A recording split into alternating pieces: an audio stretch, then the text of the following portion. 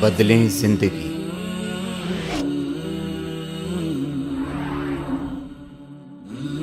زیتون T V. اللہ تبارک و تعالیٰ کے فضل و کرم سے ہمیں اپنی زندگی میں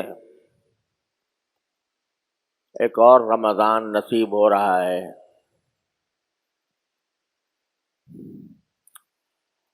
اللہ جل جلالہ نے اپنے بندوں پر کرم فرمانے کے مختلف عنوانات رکھے ہیں، اور یہ رمضان المبارک بھی اللہ جل جلالہ کے کرم کا ایک عظیم عنوان ہے۔ اور اس رمضان کا اپنی زندگی میں حاصل ہو جانا، یہ بھی اللہ تبارک و تعالیٰ کی ایک ایسی نوازش ہے کہ اس پر اس کا جتنا شکر ادا کیا جائے کم ہے۔ آپ ذرا سوچیں کہ پچھلے سال رمضان میں یا اس سے پہلے سال رمضان میں کتنے ہمارے اعزاء اقربا، دوست احباب، ملنے جلنے والے رمضان المبارک کی ان عبادتوں میں ہمارے ساتھ شریک تھے، نمازوں میں، روزوں میں اور دوسرے عبادات میں ہمارے ساتھ شریک تھے، لیکن آج وہ دنیا میں موجود نہیں رہے اور رمضان المبارک کی ساعتوں سے فیضیاب ہونے کا موقع ان کے لیے ختم ہو گیا۔ لہذا جب رمضان المبارک ہم پر سایہ فگن ہو تو سب سے پہلی چیز اور سب سے پہلا کام جو ہم پر واجب ہوتا ہے وہ اللہ جل جلالہ کا شکر ہے۔ یا اللہ، آپ کا فضل و کرم ہے، آپ کا شکر ہے کہ آپ نے یہ مبارک مہینہ ہمیں اپنی زندگی میں عطا فرما دیا، اور اس بات کا موقع فراہم فرمایا کہ اس مہینے کے اندر ہم اپنے گناہوں کی بخشش کا سامان کر لیں، اور جس مقصد کے لیے اللہ جل جلالہ نے یہ مہینہ مقرر فرمایا اور جن کاموں کی اس میں ہم کو ہدایت عطا فرمائی، اللہ تبارک و تعالیٰ نے کے فضل و کرم سے وہ ہماری زندگی کا ایک اہم سرمایہ ہے۔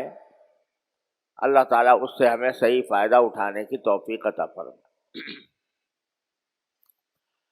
اصل میں دیکھا جائے تو صبح سے لے کر شام تک کے جتنے اوقات ہوتے ہیں وہ سارے سال میں ہر روز ایک جیسے ہیں۔ سورج نکلتا ہے، بڑھتا ہے، دھوپ ہو جاتی ہے، شام ہوتی ہے، سورج غروب ہو جاتا ہے، رات آ جاتی ہے۔ یہ سلسلہ 12 مہینے جاری رہتا ہے، اور دن کے اعتبار سے اگر دیکھا جائے تو رمضان کا دن اور شعبان کا دن اپنی ظاہری حالت کے اعتبار سے یکساں ہیں۔ وہی سورج نکل رہا ہے، وہی غروب ہو رہا ہے، وہی دھوپ آ رہی ہے، وہی رات آ رہی ہے۔ یہ سارے ظاہری حالات کے اعتبار سے سب برابر نظر آتے ہیں، لیکن اللہ جل جلالہ بعض مرتبہ اپنے غافل بندوں کو اپنی طرف متوجہ فرمانے کے لیے اور رجوع الی اللہ کا ایک موقع فراہم کرنے کے لیے کسی خاص دن کو، کسی خاص مہینے کو، کسی خاص عشرے کو اپنی طرف منسوب فرما لیتے ہیں، نسبت عطا فرما دیتے ہیں کہ یہ میرا مہینہ ہے، یہ میرا دن ہے، یہ میری رحمتوں کا دن ہے، یہ میری برکتوں کا دن ہے، یہ میری برکتوں کا عشرہ ہے، یہ میری برکتوں کا مہینہ ہے۔ تو اس نسبت کی وجہ سے اس جگہ میں یا اس زمانے میں اللہ تبارک و تعالیٰ کے فضل و کرم سے ایک خاص تقدس پیدا ہو جاتا ہے، اور اللہ تعالیٰ کی رحمتیں اور برکتوں کا ایک نزول اس میں عام دنوں سے زیادہ ہوتا ہے۔ جیسے آپ نے دیکھا کہ بیت اللہ شریف ہے، اگر ظاہری اعتبار سے دیکھو تو عمارت ہے، وہ بھی پتھر میں کی عمارت ہے، اس کے اندر بھی ویسے ہی پتھر لگے ہوئے ہیں، ویسے ہی سیمنٹ لگا ہوا ہے جس طرح عام عمارتوں کے اندر ہوتا ہے۔ لیکن جب اللہ تعالیٰ نے فرما دیا یہ میرا گھر ہے، اپنی طرف اس کو نسبت عطا فرما دی، یہ میرا گھر ہے، تو وہ اگرچہ کچا اگر دیکھا جائے، پلاسٹر بھی نہیں ہے، رنگ بھی نہیں ہے، لیکن اپنی طرف نسبت فرما دینے کی وجہ سے اس کا حال ایسا ہو گیا کہ ساری دنیا کے مسلمان پروانوں کی طرح اس کی طرف جاتے ہیں، اس کا تصور کر کے ایک کیف محسوس کرتے ہیں، اس کے تصور سے دل میں ایک تقدس کی پھواریں پڑنے لگتی ہیں۔ اسی طرح یہ رمضان ہے، مہینہ تو عام جیسا ہے، صبح شام ویسے ہی جیسے گزر رہے ہوں گے، لیکن اللہ جل جلالہ نے یہ فرما دیا کہ یہ میرا مہینہ ہے، اپنی طرف نسبت فرما دی، تو اس کے تقدس میں، اس کی برکتوں میں، اس کے لطف میں، اس کے کیف میں کہیں سے کہیں اضافہ ہو گیا۔ کیوں فرماتے ہیں یہ نسبت کہ یہ میرا مہینہ ہے؟ یہ اس لیے فرماتے ہیں کہ ہم لوگ اپنی 11 مہینوں کی زندگی میں اپنے دنیا کے کام دھندوں میں، صبح شام کی مصروفیتوں میں اتنے محو رہتے ہیں کہ براہ راست اللہ تبارک و تعالیٰ کے ساتھ تعلق کرنے کے جو کام ہیں وہ پیچھے رہ جاتے ہیں۔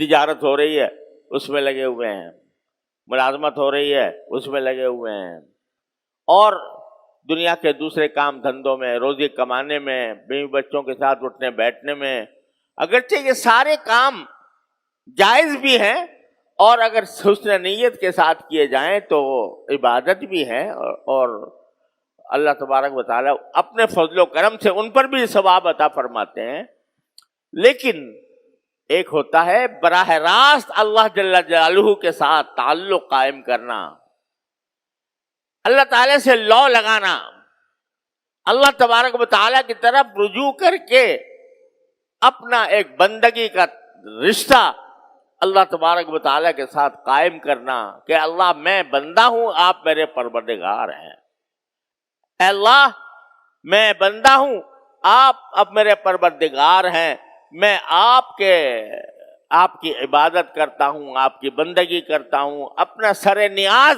آپ کی درگاہ پر، آپ کی بارگاہ میں جھکاتا ہوں، اور اپنی پیشانی آپ کے بارگاہ میں ٹیکتا ہوں، اپنی عاجزی کا اظہار کرتے ہوئے، اپنے تذلل کا اظہار کرتے ہوئے باری تعالیٰ کی بارگاہ میں حاضری۔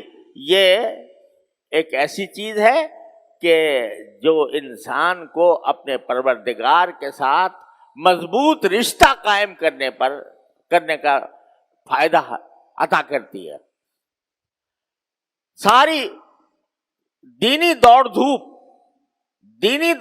میں کہہ رہا ہوں، دینی دوڑ دھوپ یعنی جتنی بھی عبادتیں ہیں، علم حاصل کرنا ہے، بعض کی مجلس میں جانا ہے، معلومات دین کی فراہم کرنا ہے، اور دین کے احکام سمجھنا ہے، یہ ساری دینی دوڑ دھوپ، اس کا جو اصل مقصد ہے وہ کیا ہے کہ بندے کا اپنے اللہ کے ساتھ رشتہ قوی ہو جائے، یہ ہے مقصود۔ قوی ہونے کے کیا معنی ہے کہ میں اپنے پروردگار کو ہر وقت اپنے پروردگار سے جڑا رہوں، جب مجھے کوئی حاجت درپیش ہو میں اپنے پروردگار سے مانگوں، یا اللہ میری یہ حاجت درپیش ہے، اپنے فضل و کرم سے میری حاجت پوری فرما دیجیے۔ جو انعامات اکرامات اللہ تبارک و تعالیٰ کی طرف سے مجھ پر ہو رہے ہیں تو میں اس کے اوپر شکر ادا کرتا رہوں، اے اللہ اپنے فضل و کرم میں آپ نے مجھے نعمت عطا فرما دی، اے اللہ آپ کا فضل و کرم ہے کہ آپ نے مجھے دنیا اور آخرت کے فلاں فلاں کاموں میں مجھے کامیابی عطا فرمائی. اے اللہ مجھے فلاں چیز کی ضرورت ہے، میں آپ سے مانگنا چاہتا ہوں. اللہ جل جلالہ کے ساتھ تعلق اور اس کے ساتھ رشتہ کبھی ہو جائے، یہ ہے ساری دینی دوڑ دھوپ کا حاصل. اور یہ کبھی کرنے کے لیے یہ زمانہ آیا ہے، رمضان کا مہینہ، کہ ایسا لگتا ہے جیسے باری تعالیٰ فرما رہے ہیں کہ اے میرے بندو، غافل بندو، کہاں بھاگے جا رہے ہو؟ تھوڑے دیر کے لیے میرے پاس آ جاؤ اور میری بارگاہ میں حاضر ہو جاؤ. اپنے اور کام دھندے تھوڑے سے ملتوی کر دو، ان میں کمی کر دو، ضرورت کی حد تک رکھو، لیکن اس مہینے کے اندر مجھ سے تعلق جوڑ لو، مجھ سے تعلق کبھی کر لو، مضبوط کر لو. یہ ہے پیغام رمضان کا. اس لیے اس پیغام کو سمجھنے، بات یہ نہیں ہے کہ صرف روزہ رکھ لیا اور تراویح پڑھ لی، گرتے پڑتے تراویح پڑھ لی، دل چاہ رہا ہے نہیں چاہ رہا ہے، سستی ہو رہی ہے لیکن پڑھ لی. بات صرف اتنی نہیں ہے. بات کیا ہے؟ یا ایھا الذین آمنوا کتب علیکم الصیام کما کتب علی الذین من قبلکم لعلکم تتقون. تمہارے پر روزے اس لیے فرض کیے گئے ہیں اے اللہ کے بندو، روزے اس لیے فرض کیے گئے ہیں لعلکم تتقون، تاکہ تمہارے اندر تقوی پیدا ہو. روزے کا اصل مقصد کیا ہے؟ کہ بندے کے اندر تقوی پیدا کرنا. تقوی کیسے پیدا ہوتا ہے؟ کہ آدمی روزے میں اگر یہ سوچے، یہ سب سوچنے کی باتیں ہیں، اپنے دلوں میں بٹھانے کی باتیں ہیں کہ جب رمضان میں روزہ رکھے ہوئے ہے، الحمدللہ اللہ تعالیٰ کا فضل و کرم ہے، بڑی نعمت ہے کہ روزے کی اللہ نے توفیق عطا فرمائی. تو مگر یہ سوچے کہ میں کیوں کھانے نہیں کھا رہا، کیوں پانی نہیں پی رہا، بھوک لگی ہوئی ہے مگر نہیں کھاؤں گا، پیاس لگی ہوئی ہے اور گھر میں ٹھنڈا پانی موجود ہے، کوئی دیکھنے والا بھی نہیں ہے لیکن اس پیاس کو میں ٹھنڈے پانی سے نہیں بجھاؤں گا. کیوں نہیں بجھاؤں گا؟ اس لیے نہیں بجھاؤں گا کہ میرے رب نے، میرے پروردگار نے مجھے منع کیا ہے. ثم اتم الصیام الی اللیل، یہ فرمایا کہ رات آنے تک، یعنی شام مغرب تک تم کھانے پینے سے باز رہو، نہیں کھاؤ نہیں پیو. اب دیکھو جتنے روزے دار بیٹھے ہیں اللہ تعالیٰ کے فضل و کرم سے، روزے دار بیٹھے ہیں، کیوں نہیں کھا رہے، کیوں نہیں پی رہے؟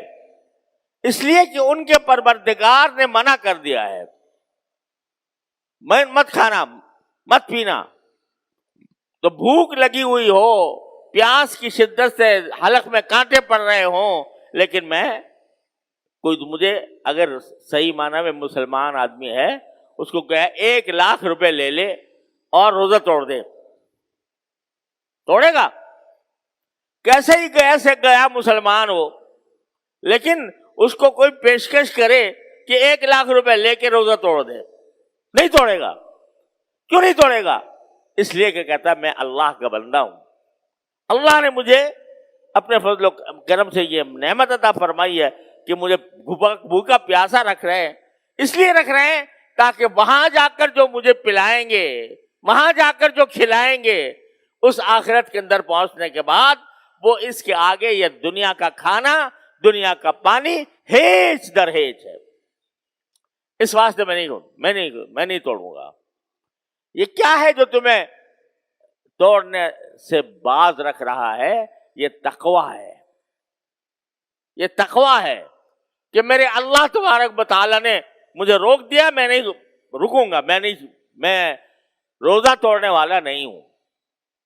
یہ تقویٰ اللہ تبارک و تعالیٰ کی تقویٰ کی مشق کرا رہے ہیں، اور تقویٰ کی مشق کرا کے یہ دل میں بٹھانا چاہتے ہیں کہ تم اللہ کے بندے ہو، اور بندے کا کام یہ ہے کہ جو آقا جو حکم دے دے وہ یہ دیکھے بغیر کہ اس میں مصلحت کیا ہے, اس میں حکمت کیا ہے, اس میں فائدہ کیا ہے.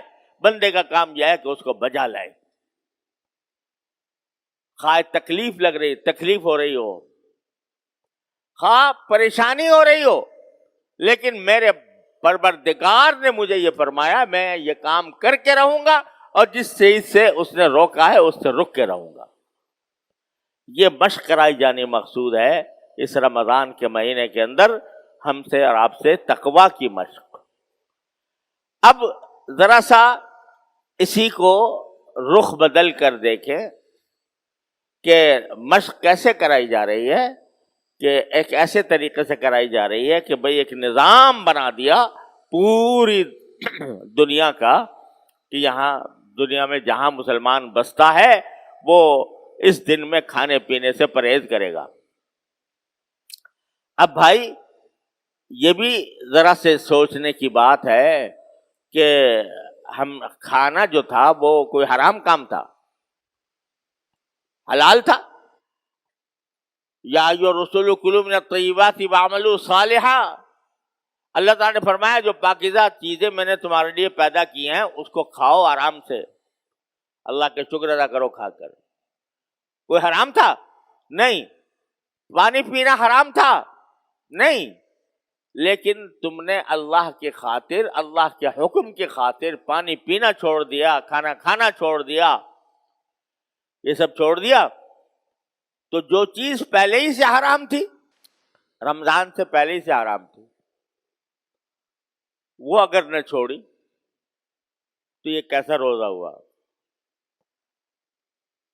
جھوٹ حرام تھا کہ نہیں؟ چاہے رمضان ہو یا غیر رمضان ہو, جھوٹ حرام تھا.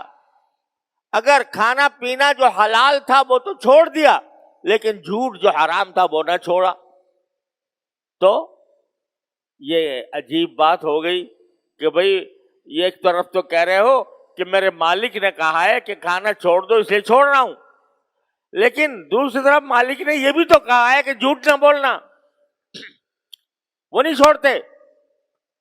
اور مالک نے یہ بھی تو کہا ہے کہ غیبت نہ کرنا, وہ نہیں چھوڑتے. تو یہ کیا بات ہوئی کہ حلال چیزیں تو چھوڑ دیں اور جو حرام چیزیں تھیں وہ نہ چھوڑی, جھوٹ بولنا نہ چھوڑا, غیبت کرنا نہ چھوڑا, آنکھوں کا غلط استعمال نہ چھوڑا, دوسروں کے سامنے زبان درازی اور دوسروں کو دل سے ستانا یہ نہ چھوڑا.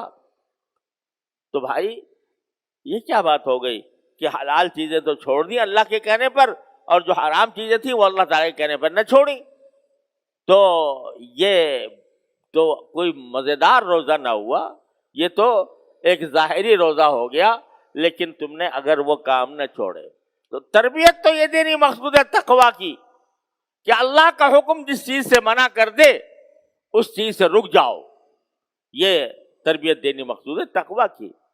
تو اس لیے اس مہینے میں صرف اگر کھانا پینا ہی نہیں چھوڑنا, جھوٹ بولنا بھی چھوڑنا ہے, دھوکہ دینا بھی چھوڑنا ہے, غیبت کرنی بھی چھوڑنی ہے, دوسرے کو ستانا بھی چھوڑنا ہے, بلند آواز سے بول کر کسی کا دل دکھانا بھی چھوڑنا ہے, اور جتنے ایسے کام ہیں جو انسان کو تکلیف پہنچانے والے ہیں وہ بھی چھوڑنے ہیں.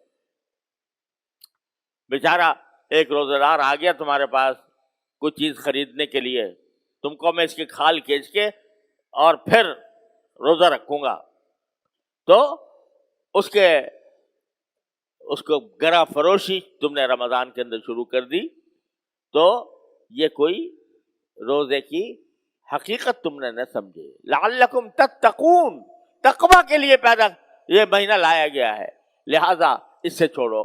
یہاں تک کہ رسول کریم سرور دو عالم صلی اللہ علیہ وسلم نے فرمایا کہ اگر اس مہینے کے اندر کوئی تم سے لڑائی جھگڑا کرنا بھی چاہے, لڑائی جھگڑے پر آمادہ ہو جائے اور تمہارے سے کوئی لڑائی جھگڑا کرنا چاہے تو کہہ دو بھائی میرا روزہ ہے, یعنی میں تمہاری اس لڑائی جھگڑے میں شریک نہیں ہونا چاہتا, میں فریق نہیں بننا چاہتا, میرا تو روزہ ہے. کیا معنی روزہ ہونے کے؟ جب میرا روزہ ہے, کھانا پینا میں نے چھوڑ رکھا ہے, تو لڑائی جھگڑا کیوں نہ چھوڑوں؟ تو تمہارے سامنے اگر کوئی آئے آدمی جسے لڑائی جھگڑا کرنے والا ہو، اور بعض لوگ کی عادتیں ہوتی ہیں کہ بات بے بات کوئی دوسرے کو تانا مار دیا، کوئی برا بھلا کہہ دیا، اب آپ اگر اس کے جواب دہی پر آمادہ ہو جائیں، اس میں حدود سے بعض اوقات تجاوز ہو جائے، تو روزے کی جو حقیقت ہے وہ حاصل نہ ہوئی۔ لہذا رسول کریم سرور عالم صلی اللہ علیہ وسلم فرماتے ہیں کہ اگر کوئی جھگڑنے والا تم سے جھگڑا بھی کرنا چاہے تو کہہ دو کہ میرا روزہ ہے۔ کیا مانا؟ کہ وہ گالیاں دے رہا ہے، وہ برا بھلا کہہ رہا ہے، وہ غصہ ہو رہا ہے، کہ تو بھائی میرا روزہ ہے، نہ میں گالی دوں گا، گالی کے جواب گالی سے دوں گا، نہ تمہارے جھگڑے میں شریک ہوں گا، نہ تمہارا کوئی جواب دوں گا، میرا جواب صرف اتنا ہے کہ میرا روزہ ہے، میں تمہارے ساتھ الجھنا ہی نہیں چاہتا، بات ختم ہو گئی۔ تو اس لیے یہ تقویٰ کا جو روزے کا جو اصل مقصود ہے قرآن کریم نے بیان فرمایا وہ یہ ہے کہ تمہیں تقویٰ حاصل ہو۔ تقویٰ اسی وقت حاصل ہوگا جب کھانے پینا چھوڑنے کے ساتھ تم اپنے ناجائز کام جتنے بھی ہیں، چاہے وہ ایسے کام ہو جو جن کے تعلق زبان سے ہے، چاہے ایسے کام ہو جن کے تعلق نگاہ سے ہے، نگاہ کو محفوظ رکھو، زبان کو محفوظ رکھو، کانوں کو محفوظ رکھو، اور اس طرح روزہ گزارو تو تمہارے تقویٰ کی منزل انشاءاللہ حاصل ہو جائے گی۔ بس یہ طے کر لیا جائے کہ رمضان کے مہینے میں میری زبان سے کوئی بات غلط نہیں نکلے گی، خاموش رہوں گا، حتی الامکان خاموش رہوں گا، اور میری نگاہ کبھی کسی غیر محرم پر یا اس کی تصویر پر نہیں پڑے گی۔ ایک مصیبت آ گئی ہے، یہ موبائل کا ہر ایک کے ہاتھ میں ہے، بچے کے ہاتھ میں ہے، اور جو گناہ کبھی کہیں جا کر کیے جاتے تھے اپنے گھر کے اندر خلوت کے اندر کیے جا رہے ہیں۔ ارے بھائی کم از کم رمضان کے اندر تو کم از کم اس سے اپنے آپ کو بچا لو اور نگاہ کی حفاظت کرو۔ اگر کھانا پینا چھوڑ دیا اور آنکھوں سے گناہ کماتے رہے، زبان سے گناہ کماتے رہے، تو رمضان کا فائدہ کیا ہوا؟ لہذا اللہ تعالی ہمیں اس پر عمل کی توفیق عطا فرمائے کہ جس طرح ہم کھانا پینا چھوڑے ہوئے ہیں اسی طرح ہر طرح کے گناہ بھی چھوڑے ہوئے ہوں، زبان کے بھی اور آنکھ کے بھی اور کان کے بھی، ہاتھ پاؤں کے بھی، ہر طرح کے گناہ ہم نے چھوڑے ہوئے ہوں، تو انشاءاللہ اس طرح رمضان گزرے گا تو رسول کریم صلی اللہ علیہ وسلم کی طرف سے خوشخبری سن لو۔ رسول کریم صلی اللہ علیہ وسلم نے خوشخبری دی کہ من سلم لہ رمضان سلمت لہ السنہ، جس کا رمضان سلامتی سے گزر گیا تو انشاءاللہ اس کا سال بھی سلامتی کے ساتھ گزرے گا۔ یہ ایک روایت میں نبی کریم صلی اللہ علیہ وسلم کے الفاظ منقول ہیں۔ تو اگر اللہ تبارک و تعالی ہمارا رمضان اس طرح گزار دے کہ گناہوں سے خالی ہو تو انشاءاللہ سال بھی اللہ کی رحمت سے امید ہے کہ گناہوں سے خالی ہوگا۔ اللہ تبارک و تعالی اپنے فضل و کرم سے، اپنی رحمت سے ہمیں اس پر عمل کرنے کی توفیق عطا فرمائے۔ وآخر دعوانا ان الحمدللہ رب العالمین۔